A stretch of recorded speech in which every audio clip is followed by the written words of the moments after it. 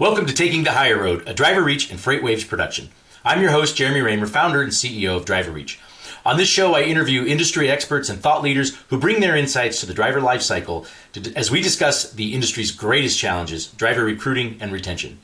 I appreciate your feedback on the contents of the show. If you aren't already a subscriber, I encourage you to become one and rate Taking the Higher Road in Apple Podcasts, Spotify, Stitcher, and wherever else you listen. Today, I'm excited to chat with Lindsey Trent, great friend and founder of the Next Generation in Trucking Association. Welcome to Taking the High Road, Lindsey. Thank you so much for joining us. Thanks for having me, Jeremy.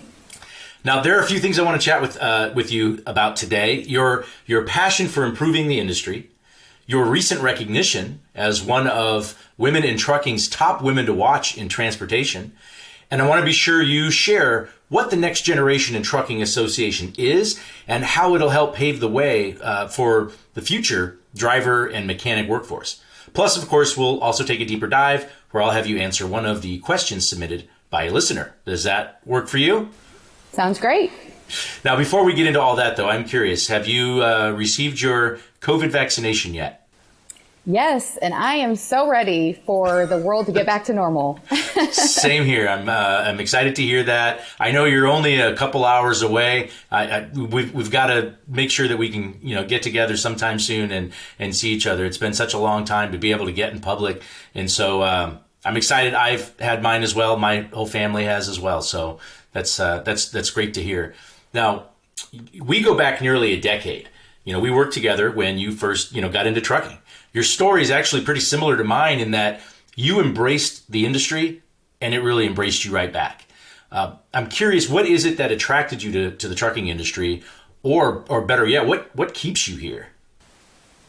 Well, what attracted me initially was a small company that I started working for called Driving Ambition. You might have heard of that company. And it had great culture. And then what's kept me here and what continued to keep me into the industry was the people. It's a very tight-knit community. The people are just real and genuine. They have a true heart for the industry and a true mission in what we're all trying to accomplish, which is to create good careers for people and to keep the country moving, to keep our shelves stocked and to keep the economy going, and trucking is the driving force to that. Well, and I couldn't agree more. And I didn't realize when I moved from California to Indiana and Indianapolis and got into the driver staffing side of the industry, I had no idea that the demand for drivers was so strong. Did you know that ahead of time, or did you figure that out did that only become apparent, after you entered the industry? It was actually after I entered the industry. I had one person tell me, "Oh, I know that truck drivers, the rate of just turnover for truck drivers is over 100%." And this is somebody who had retired from a different industry, but I had already accepted the job, and getting into sales, and it just sounded like a great job, and it was exciting. So I was like, "Okay, I'm going to try this trucking job." And the funny thing I just thought about, I was in Cincinnati this weekend and I was driving somewhere. I saw this whole shopping center and the storefronts were a driver staffing company and then just a normal staffing company. And I thought to myself, I have never seen any other storefronts of staffing companies that are just such a niche industry except driver staffing. So that should have, opened my eyes to the fact that the driver shortage is this huge problem in our industry, but I didn't until I was actually in the industry. Well, such a highly regulated industry, so that it's harder for the regular, types of staffing companies to accommodate. But, for as long as I've known you, you've been a woman in trucking. Right? That's true. When did you first find out that you were recognized as a 2021 top woman to watch in transportation? Which, congratulations, by the way. Thank you. It is very exciting to have received that award. And so I found out probably in January that I was accepted to receive this award. And ever since then, it's been super exciting. it was announced in March, so I had to go a couple months without being able to tell anybody except my husband and my kids. But besides that, I've known for a few months, and I got to share with friends and family and coworkers. So it's been really exciting to be recognized for that. Now, have you ever attended a Women in Trucking annual conference? My first was a couple of years ago, and I was so impressed with the number of attendees and the support, from the industry for getting more women into the industry. My first conference to attend was this past year, and it was a virtual conference. And the only downside to it was I wanted to go to every single breakout session because every topic and every speaker was dynamic and the topics were relevant. It was such a great conference. And it was like one of those just life-giving conferences. You go every day, you learn, you soak things in, you network and talk to people, and then you leave energized. And it was a great conference. I loved it. So I know there's probably people who are wondering, so get to the next generation in trucking stuff. Let's start talking about that. But I feel like this is a perfect time to take a question from a listener in our newer segment, A Deeper Dive. The question is, I'll do that first, and then we'll get into next generation in trucking. Here's the question. We really need to improve the industry's image if we are going to attract more drivers. How do you think we can do that? I'm curious from your perspective, any thoughts on one or two really substantive things that we can do to really improve the image of the industry? That's a great question. I think that one of the things that we need to do is to obviously reach the next generation with their platforms. So YouTube, social media, TikTok. And the other thing that we need to do is have relevant drivers, diesel mechanic images out there that look like them. We we are a diverse and inclusive workforce. We need to show that to people. We need to show that to young people and say, hey, have you ever thought about being a truck driver or being a diesel technician? Here's an interview of one today that's in their 20s. This is what they look like, and they look like you. So we need to do a better job of reaching kids today where they're at. And kids today are on TikTok and YouTube and Instagram, and we need to show them that we are diverse and we want to welcome all genders, all ethnicities, and that's what we're for. Well, and you make me feel so old when you say TikTok, because I know but that's the reality. I'm getting older, but there's, you got new people to come in and we need to usher them in. So let's talk about next generation in trucking. I'm honored to be included in the solid board that you've assembled. I also happen to be on ATRI's Research Advisory Committee, and we recently wrapped up our annual meeting to decide this year's research focus. And I must say, the subject of 18 to 20-year-olds was widely discussed. There continues to be momentum towards, creating a path for high school graduates to start a driving career before they reach the current minimum age of 21. So for those who don't know yet, would you please share what next gen is, what next generation in trucking is, and how you're addressing this challenge head on? Sure. So having been in the industry for almost 10 years and starting off with driver staffing, I met with lots of companies. And when I say lots of companies, it was anywhere from owner to recruiter to safety manager to the workforce.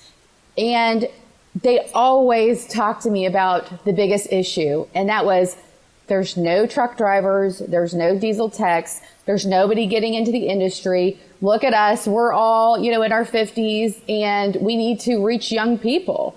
And so following that along, the last 4 years, the biggest issue in trucking that ATRI stated was that the lack of CDL drivers getting into the industry. And so I said, well, there's this problem. We see this problem year after year. And I felt like there were some people doing some things maybe on the East Coast, maybe on the West Coast, but us as an industry needed to collectively come together and solve the problem. We need to work together for the mission, which is to introduce young people to this great career field. Does everybody have to go to college? No. You can get a great job and support a family by being a CDL driver, by being a diesel technician, you can stay in that career your entire life and make a good living, or you can work your way up. You can become an HR manager, a safety professional. You can even own your own garage or your own fleet of trucks. And so we have to start introducing young people to the industry. I have researched, and now I'm in career technical education, and I network with lots of other industries. And construction, they have over 4,000 programs in high schools. Woodworking has over 1,200 programs in high schools. And the trucking industry for CDL drivers, as far as I can tell, there's 6.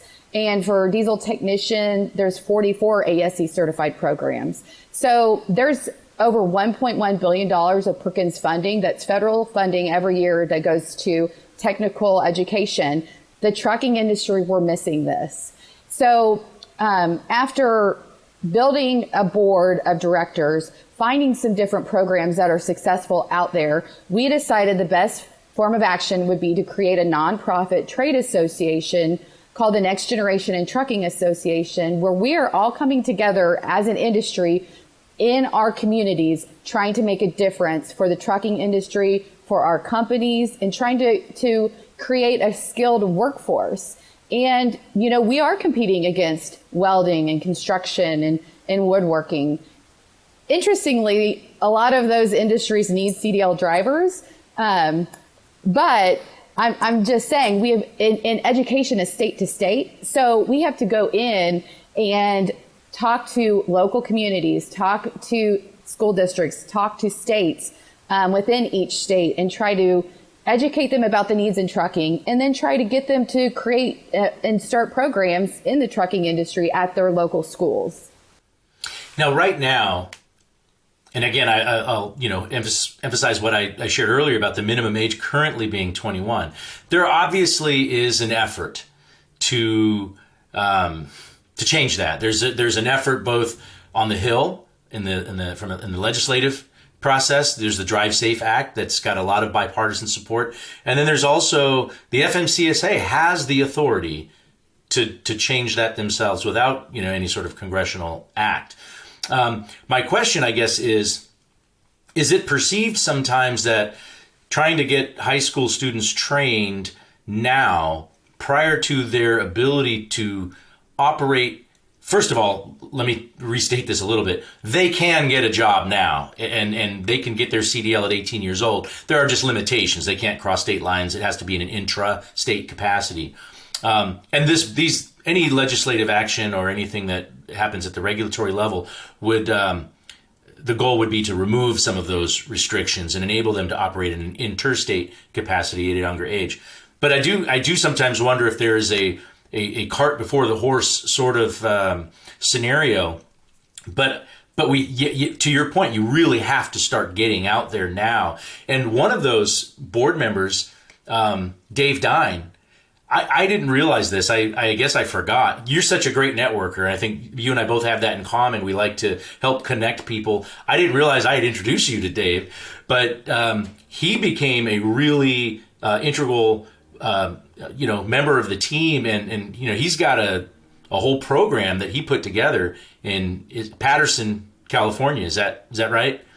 Yeah. So Dave created and started this program at Patterson High School in Patterson, California. He is a co-founder with me of Next Generation in Trucking. And one of the things that we're trying to do is to create his program in other states at local high schools. So we have been meeting with educators, with administrators, and Dave has really formed it so there's turnkey curriculum. So they can start a program pretty quickly in training young people to get a CDL. It's a senior year level course, and it's every day for an hour. So they're really getting well-rounded in what it's like to be in the trucking industry. And then once they graduate from high school and they're 18, then they go off to a local technical college or a local private driving school to get their CDL. In California, where he's at, they've partnered with a private driving school. In California, they can use adult career technical education funding to get their CDL. So basically, they graduate from high school, and right out of high school from private driving school to get their CDL. They don't pay anything and they can start working immediately. You do have to find those intrastate jobs, but they do exist. And one of the things that NextGen's trying to do is create a survey to try to find out what companies out there, A, can hire drivers at the age of 18 with no experience, or B, try to find companies out there that can create a career pathway. So maybe they do get their CDL and they start working on the dock, or just maybe yard hustling, just different things that we can do to create interest in our industry and keep these young people employed in our industry. And interestingly, they still make good money starting off working at these trucking companies or at these manufacturers, and then work their way up to get their CDL or to work for that company using their CDL. Well, I think it makes a ton of sense. And if I'm a carrier, if I don't have the ability to hire a 21-year-old CDL, or because they're not 21 yet, and that's the law, as it stands, being able to know that, hey, this person's got their CDL, I can keep them here, work them in a different capacity, and then, when they're able to drive legally, that's great. I've got my future workforce there, and that seems like a placeholder, at least until and unless we can get that minimum age reduced. And I think if that happens, then I really see this opening up. And to say six, you won't say six different courses around the country. I think you'd say, 600 or 6,000, Let's hope. Now, it's clear that you're passionate about improving the industry's image and helping to train the next generation in trucking. For being a relatively new association, you've made some great progress. Can you share some of the conversations you're having in various states and how it's being received? Sure. So we really have only started word of mouth. Our official launch is going to be in the next couple months. But just working with industry to create awareness. Our industry has been sending me YouTube videos of young-ish people that work for them. So, somebody might be in their 20s and they're a CDL driver and they interview them to see what it's like to be a truck driver. And we want to push that out to young people so young people can see that. We've also been meeting with school systems and educators and letting them know about our program and how we can implement it at their school. A lot of times they have to apply for funding, and that takes some time. So, as they go through the applying for funding and starting the program, we hope in the next few years that the Drive Safe Act will be passed. But there's also opportunities locally with in their area to start working for some of these companies. So we've been doing that. We've also been creating an apprenticeship program. And so we've been working with workforce development teams all over the United States. And we've been working with technical colleges, private driving schools, associations. We are just trying to help the industry. It is all about the mission for us, and that is to create programs to get young people interested into the trucking industry because we're losing them. And the solution so far has been stealing drivers from each other. So that's not sustainable. So we want to change it at a systemic level, which means reaching young people through education systems. Well, last question. I'm sure there are plenty of listeners who agree with what you're sharing. What would you suggest is the best way they can support next generation in trucking? Are there membership and sponsorship opportunities as well? Kind of tell us how we can help, how we can support you. It's really a grassroots effort. It is. And we're honestly not going to be successful unless the industry gets behind us. And we are all about wanting to support educators and support schools and support students to create that pipeline of young talent for the industry. So our hope is that the industry reaches out to us and wants to join our association. I hope that they will send us YouTube videos of some of their employees so we can be pushing that out to young people. It is going to take a concerted effort of the industry to be able to be successful. And I think we will be successful. We have to be successful in order to really make change and make progress for the next generation. So they can email us at info@nextgentruckers.org. You can follow us on LinkedIn, and that's the Next Generation in Trucking Association. .org. You can also follow us on YouTube, and we're just starting out. So it's an exciting time to be a part of it because the world is our oyster in terms of all the different things that we can provide for educators and for the industry and connecting them together. It's just a really exciting time to be in the trucking industry. Hey, all of these employees that we have are essential. We have to have our shelves stocked. The supply chain is needed, and we have found that through COVID. And so today is the day. We've got to make a change. We've got to do something within our industry to really get these programs going. So get on our website. It is fully going to be launched in the next month or two, but there's a contact us on our website. Send us some information and we'll put you in our database and we'll be reaching out to you. And that website, thank you, Lindsey, that website is nextgentruckers.org, right, .org. And I'll make sure that we show that in the program notes. It's great to see you again, as always. Thank you so much for joining me today, and I look forward to seeing you in person again soon. Thanks, Lindsey. Thanks, Jeremy. And thanks for joining me for another episode of Taking the Higher Road and for spreading the word to your industry peers. We really appreciate it. Remember to follow along at driverreach.com/podcast. And please submit any questions or comments, including those which may appear in upcoming deeper dive segments at podcast@driverreach.com. And don't forget to rate and review the Taking the Higher Road podcast in Apple Podcasts, Stitcher, and wherever else you listen. Until next time, thank you for taking the higher road.